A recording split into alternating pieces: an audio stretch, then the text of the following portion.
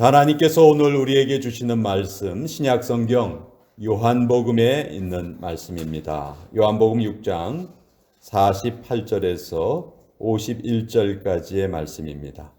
요한복음 6장 48절에서 51절까지의 말씀, 하나님의 말씀을 우리 같이 읽도록 하겠습니다. 시작. 내가 곧 생명의 떡이로다. 너희 조상들은 광야에서 만나를 먹었어도 죽었거니와 이는 하늘에서 내려오는 떡이니 사람으로 하여금 먹고 죽지 아니하게 하는 것이니라. 나는 하늘에서 내려온 살아있는 떡이니 사람이 이 떡을 먹으면 영생하리라. 내가 줄 떡은 곧 세상의 생명을 위한 내 살이니라 하시니라. 하나님의 말씀입니다. 아멘. 자, 오늘 본문 우리 잠깐 기도하겠습니다. 2021년도 대강절 첫 주일에 생명의 말씀을 마주하는 시간입니다. 말씀의 영이신 성령님께서 친히 우리의 마음속에 간섭하여 주시고 운행하여 주셔서 우리 모두에게 꼭 필요한 말씀 잘 전달되도록 도와주시옵소서. 예수님의 이름으로 기도합니다. 아멘. 자, 2021년도 대강절 첫 주일인데요. 오늘은 성찬식을 또 거행하는 날이라서 오늘 본문의 말씀을 함께 나누려고 합니다. 성경에는 세 가지의 떡이 게시되어 있습니다. 우리가 날마다 먹는 우리 육신의 양식이 있죠. 이 땅에서 우리가 먹는 양식이 있고, 또 이스라엘 백성들이 광야 생활 40년을 할 때 그때 하나님께서 날마다 내려주셨던 아주 신비한 양식이 있습니다. 우리가 그것을 만나라고 부르죠. 그리고 생명의 떡으로 우리에게 오신 예수님. 그래서 성경은 이렇게 세 가지의 떡을 우리에게 알려주십니다. 첫 번째, 우리가 날마다 먹는 이 땅의 양식은 평생 우리가 먹습니다. 매일매일 먹어요. 그렇지만 또 다시 또 배가 고프고 만족함이 없지요. 우리들이 일생 동안 얼마나 많은 음식을 먹을까요? 하루에 3끼를 먹는다고 하면은 1년이면 1095끼입니다. 뭐 간단하게 1년에 한 1000번 정도 식사를 한다. 근데 한 사람이 100년 정도 산다면은 한 10만 번 식사를 하는 거예요. 10만 번. 무지무지 많이 먹는 거죠. 근데 이렇게 많이 먹어도 결국은 죽죠. 결국은 죽고 맙니다. 그래서 성경은 우리가 날마다 먹는 이 육신의 양식을 썩는 양식이다. 그렇게 말씀합니다. 그리고 썩는 양식을 위해서 일하지 말아라. 요한복음 6장 27절에 보면 썩는 양식을 위하여 일하지 말고 영생하도록 있는 양식을 위하여 하라. 이렇게 성경이 우리에게 알려주십니다. 그리고 이 양식은 썩는 양식임에도 불구하고 이 양식을 얻으려면 무지무지 힘이 들어요. 땀을 흘려야 합니다. 대가를 치러야 돼요. 창세기 3장 19절에 보면 내가 흙으로 돌아갈 때까지 얼굴에 땀을 흘려야 먹을 것을 먹으리니 내가 그것에서 취함을 입었습니다.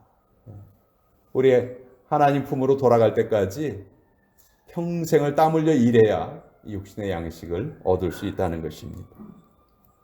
사람들이 아무리 식탁을 예쁜 꽃으로 장식하고 또 멋진 대화를 나누면서 식사를 하고 또 고상한 모습으로 음식을 같이 나누지만 예수님께서는 이런 것은 결국 썩어지는 양식이다. 그 양식을 위해서 일하지 말아라. 예수님께서는 그렇게 말씀하셨습니다. 두 번째 성경에 나와 있는 양식은 우리가 먹어보지 못했어요. 구약 성경에 나와 있는 양식이죠. 만나라는 양식입니다. 애굽에서 탈출한 이스라엘 백성들이 광야에서 먹을 것이 없잖아요. 광야는 뭐 농사를 지을 수도 없고 그때 40년 동안이나 하나님께서 이들을 독특한 방법으로 먹여 주셨어요. 출애굽기 16장 14절을 보면 그 이슬이 마른 후에 광야 지면에 작고 둥글며 서리같이 세미한 것이 있는지라. 그러니까 매일 아침마다 이슬이 내릴 때 하늘에서 하나님께서 신비한 양식을 내려주셨어요. 아까 처음에 설명드린 우리 육신의 양식은 우리가 애쓰고 땀 흘려야 얻을 수 있었지만, 이 만나는 하나님께서 그 풍성하신 은혜로 거저 내려주셨어요. 40년 동안 안식일을 제외하고는 날마다 하나님께서 만나를 내려주셨습니다. 그리고 안식일 전날에는 평소보다 2배를 내려주셨죠. 그래서 안식일에 만나를 거두지 않아도 전혀 생활에 문제가 없었습니다. 정말 신비한 음식이에요. 한번 먹어봤으면 좋겠다, 그런 생각도 듭니다. 그러나 이 신비한 음식조차도 먹은 사람들을 영생하도록 하지는 못했죠. 40년 동안 이 만나를 먹었지만 결국은 다 죽었어요. 육체적으로 죽었다는 것뿐만이 아니고 영적으로 죽었어요.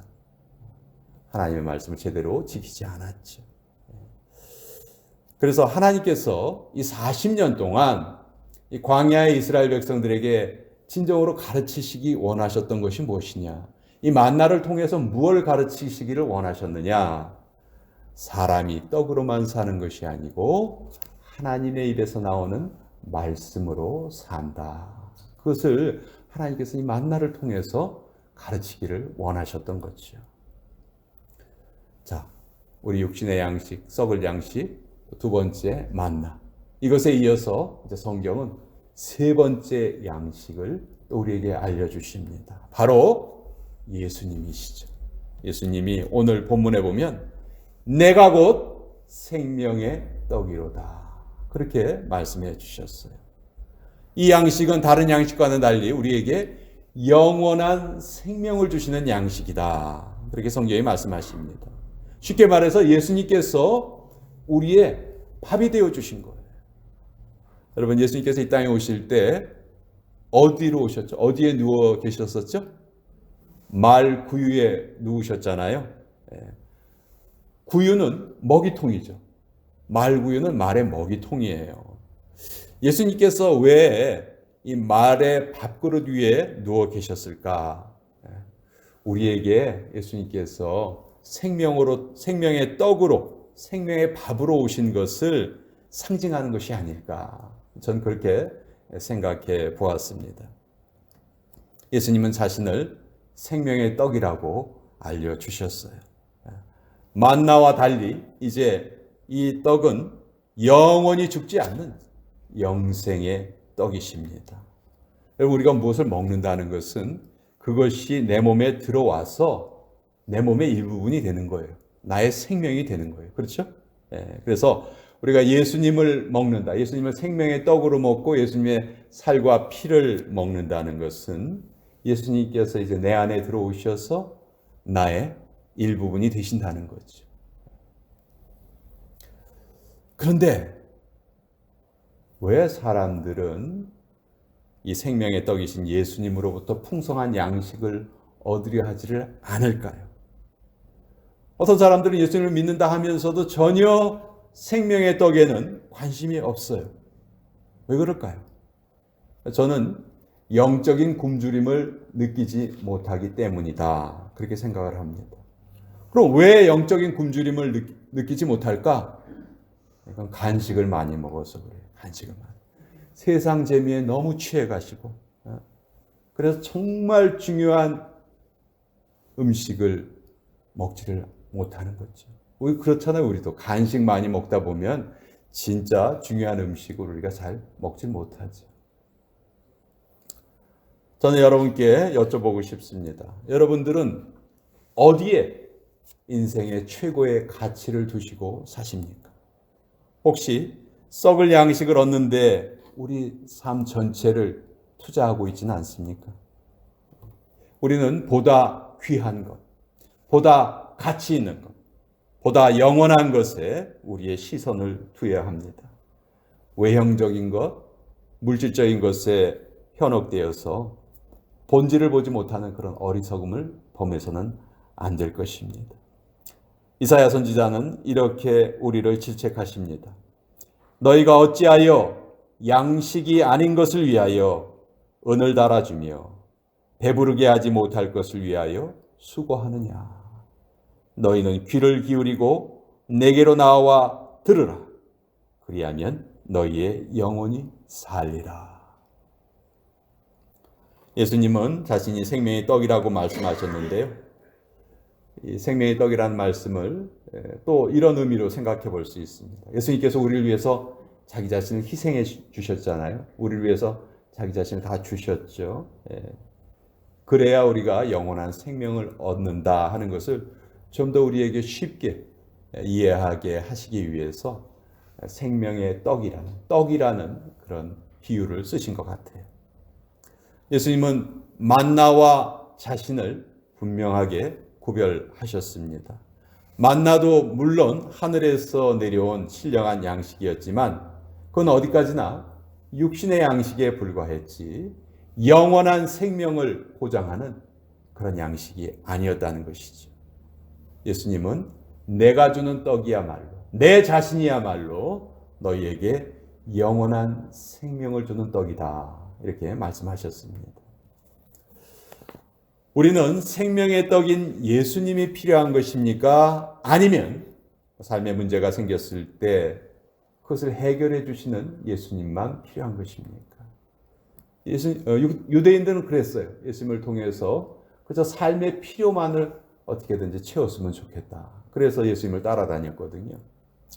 그러나 우리가 육신의 음식을 먹어야지만 우리 육신의 생명이 유지가 되듯이 우리도 예수님과 날마다 영적인 교제를 해야지만 우리 영적인 생명을 계속 유지하고 얻을 수 있는 것입니다. 우리가 주님을 믿는 믿음으로 예수님과 친밀하고 인격적인 관계를 만들어가는 것보다 우리 인생에서 더 귀한 것은 사실 아무것도 없습니다. 우리는 십자가 아래에서 우리 예수님을 자주 만나야 합니다.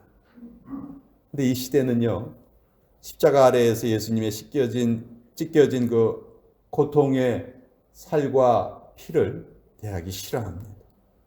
아름다운 예수님, 좋은 예수님, 편한 예수님, 그런 예수님만 만나고 싶어요.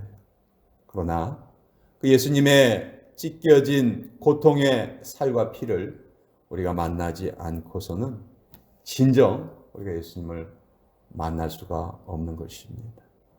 우리 기독교 신앙은 체험의 신앙이에요. 체험하지 못하고는 예수님을 우리가 믿을 수가 없는 것이죠.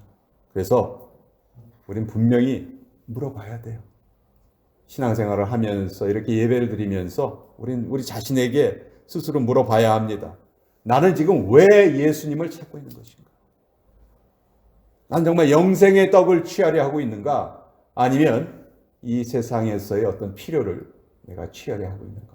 우리 그것을 분명히 우리 신앙생활을 하면서 계속해서 우리 자신에게 물어봐야 합니다.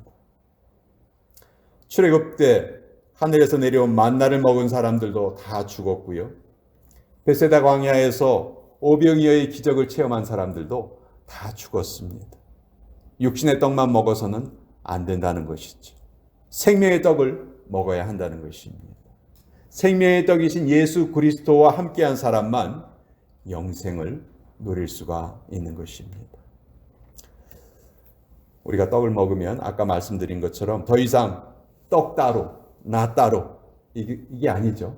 그 떡이 나의 살과 피가 되어서 나와 하나가 되는 것입니다. 우리가 이처럼 예수님을 진정으로 믿을 때 예수님과 내가 하나가 되는 그런 기적을 맛볼 수가 있습니다.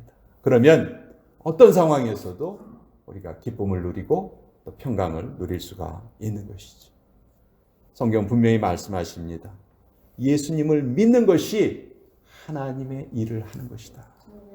우리가 이 땅에서 할 수 있는 가장 가치 있는 일은 하나님의 일을 하는 것이죠. 그 하나님의 일은 결국 예수님을 믿는 것이다. 예수님이 생명의 떡으로 우리에게 오신 것을 믿고 기도하고 또 예수님과 교제를 하는 것이다. 육체의 생명이 건강을 유지하기 위해서 규칙적으로 우리는 먹고 마시고 운동을 하고 합니다. 마찬가지로 우리 영적인 생명도 강건하기 위해서는 우리 계속 영의 양식인 말씀을 읽어야 하고요. 묵상해야 하고 또 하나님께 우리 영혼의 호흡인 기도를 통해서 더 가까이 나아가야 합니다. 그때에만 내 안에 있는 영적인 생명이 계속 강건함을 누릴 수가 있는 것입니다.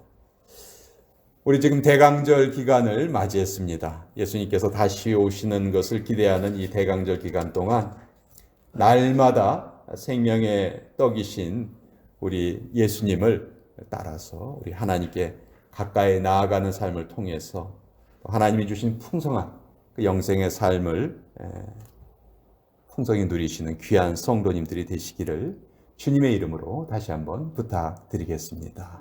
기도하겠습니다. 주님, 이 땅의 양식은 아무리 먹어도 그것은 썩는 양식에 불과합니다. 만나 역시 우리를 영적으로 영원히 살게 하지 못했습니다. 오직 예수님만이 우리 생명의 양식이시고 자신의 살과 피를 우리에게 주시려고 이 땅에 오신 우리의 구주이십니다. 주님을 믿고 천국에 이르러 영원히 살게 하여 주심을 감사드립니다. 이 감사를 함께 누리는 우리 귀한 성도들, 앞으로도 성령께서 하나 되게 하신 그 손을 맞잡고 하나님 나라에 가는 순간까지 날마다 신실한 믿음의 삶을 계속 진행할 수 있도록 도와주시옵소서. 예수님의 이름으로 기도합니다. 아멘.